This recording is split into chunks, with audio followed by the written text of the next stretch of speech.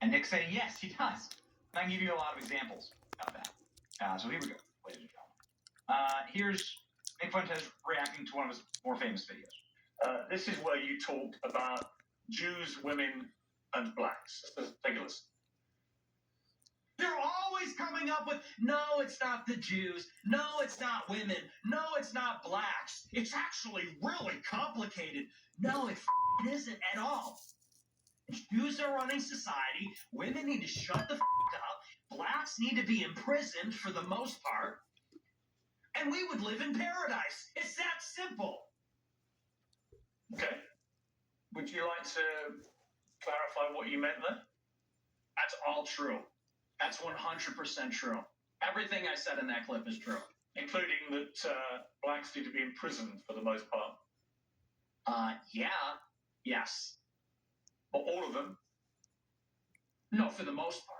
What does the most part mean? What percentage of American blacks would you like to see in prison?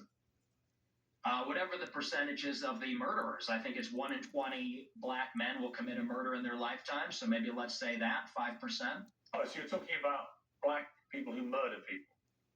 Yeah. Oh, absolutely, yeah. But you didn't say that. You just said blacks need to be imprisoned for the most part. You didn't clarify that you were talking about black murderers. Right. No, you're right. That's a good addition to that.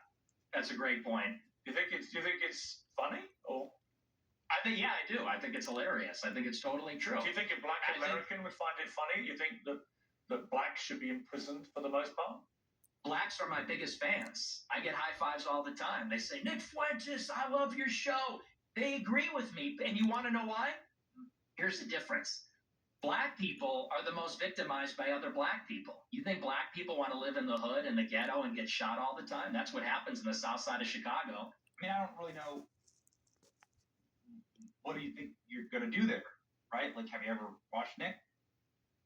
Let me ask you about Tucker Carlson, because you had a long sit down with Tucker Carlson, and when she was, oddly, I like Tucker, we got on well, I was with him last week in London, but he gave me a harder time than he gives you.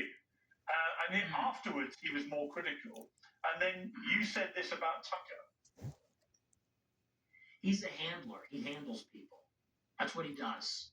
He's a liar and a handler. He goes around telling people, I don't know anything. I don't know. Oh, I know nothing. I don't even have a phone.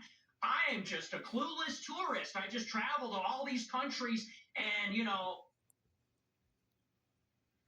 I don't trust him. And I don't care, maybe that alienates me from people in the conservative movement. I don't care. I'm not going to be a part of it.